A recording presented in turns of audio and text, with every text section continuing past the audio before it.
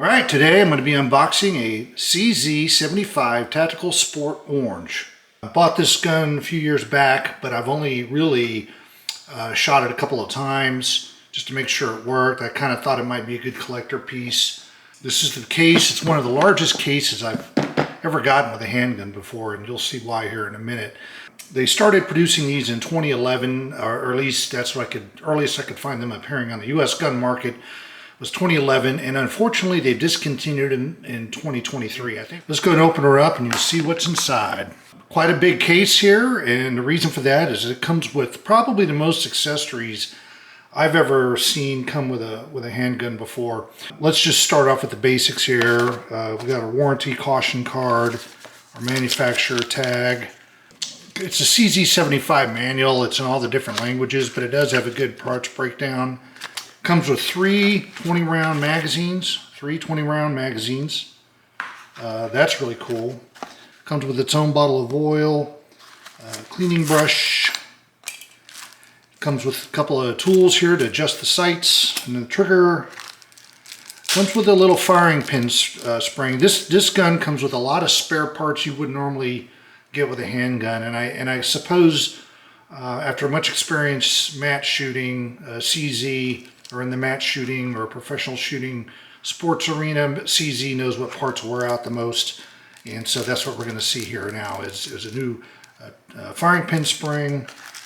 We have a couple of slide stop pins. Now, I had to look this up. I'm thinking to myself, why would they include just the slide stop pin but not another slide stop? Well, apparently some competition shooters don't like this sticking out. You'll also see this is removable as well, this thumb rest. I believe this is to mount an optic, but when we disassemble this, you'll see this is the same pin. This is the same pin that's on the slide stop. Another reason some shooters don't want the slide stop there is it changes the way the gun feels on the very last round. They want every round to feel exactly the same. It kind of keeps them in their groove, I suppose. So if the slide stop is in there, then it's going to interact with the magazine on the last round, keep the slide open, and that might break some sort of concentration or something like that. But anyway, who knows? Interesting feature. Apparently a lot of European guns do this. Some 22s also do this as well, where there is no slide stop. The gun also comes with a couple of spare mainsprings, a couple of spare recoil springs, and some shock buffers for the guide rod, and also a spare extractor. How often do you see that? Okay. Trick is to find out where all this stuff goes. Now the pistol also comes with its own loading assist. I won't call it a speed loader, but it basically sits on top of the magazine like this and kind of helps you push in the bullets. It is a double stack 20-round magazine. In order for this to work properly, it's probably got a very strong spring in there. So you're going to need something to help you get all 20 in there if you want to run all 20. Let's go over some of the specs of the gun. The overall length from here to here is about 8.8 inches. The height is about 5.9 inches. Width is about 1.8 inches. The empty weight on this pistol, it's a very heavy pistol for a 9mm. 2.6 pounds with a magazine, about 3.5 pounds. A full magazine, about 3.5 pounds. The barrel is 5.1 inches long. It's got a very long sight radius of about 7.2 inches, which is really crucial for accurate shooting. It's like shooting a long slide pistol at that point. Got the fiber front sight and fully adjustable rear sight as well. Nice high beaver tail, relief cut, nice easy access mag release. So when you're shooting, you can rest your thumb right there.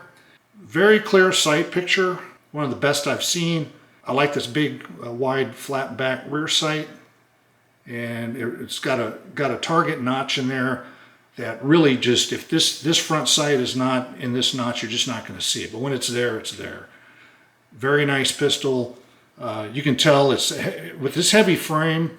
When we shoot this pistol, it's like shooting a 22 basically. Very comfortable to shoot, very ergonomic, and I can see why a lot of competition shooters like this gun. Anyway, we'll get right on to operation and disassembly. One thing I've noticed with this gun, I have a lot of 1911s, but these CZs have a really high-end machining process into them. When you put the slide back, it's like it does slide back like it's on glass. You just don't. There's no movement whatsoever. If you can hear that, there's a problem because there's no sound. So anyway, the one thing I would caution about this pistol here, especially if it's the first time you've shot it, or if you're going to take it to the range and somebody else is going to shoot it, is you have to understand this trigger is extremely light. Almost to the point I think it's dangerous and they should include a warning. And just to give you an example, we're going to check the firearm first, but as I dry fire, you can see how little pressure it takes. That's it. That's all it took. I mean, that's got to be somewhere at around the 2.5 pound range. So if you hand this gun to somebody and they're not ready for that, and they accidentally touch this before they have the sight on target, that's going to be a problem. So again, first of all, never have your finger in the trigger unless you're going to shoot. But with this one, especially be careful, because even a brush from the side or something like that could probably cause this to go off. Now let's see if we can get it disassembled. For disassembly, just pull the hammer back till the first click. And then you're going to push the slide back and line up these two marks. And then go ahead and pull out your slide stop. The slide just comes right off the front.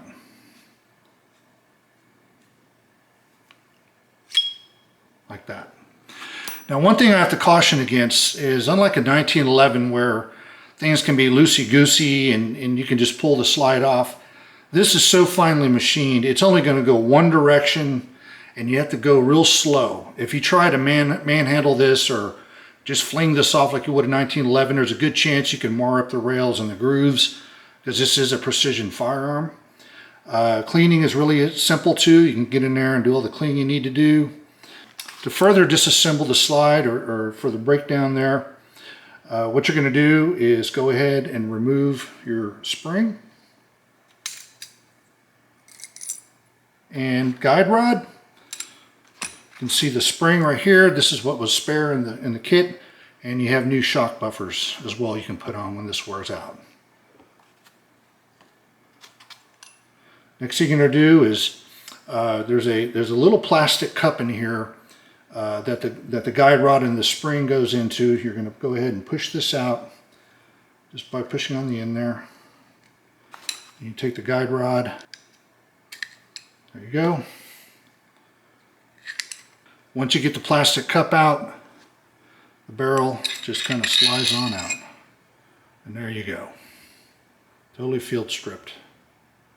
See the little ramp there is highly polished feed ramp, which is integral to the barrel. Unlike a 1911 where the feed ramp is in the frame, this one's on the barrel. Seems to work pretty good.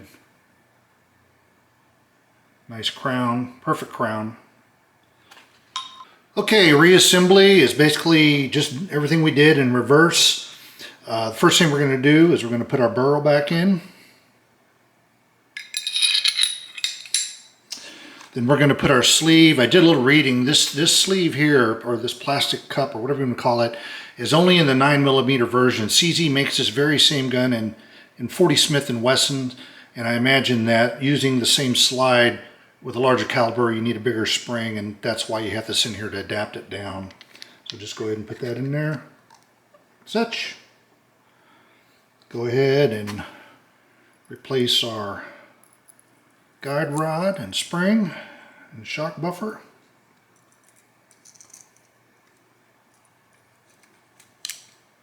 There we go. All right, the slide, barrel, spring, guide rods all back together. And again, we just do everything in reverse. As I mentioned before, this is very precision machined, so is this. So if you try to force it on and it's not lined up properly, you can mar up the rails and the slide. So what I like to do is put my hand closer to the end here first, to the back side of the slide, and then use my fingers to kind of feel the grooves in there and slowly go in. And what will happen is eventually when it's lined up, it'll move back a little quicker and then stop.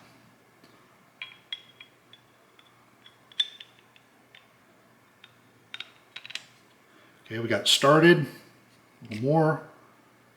A little more. There it goes, right there. Very good. Then we line up our marks.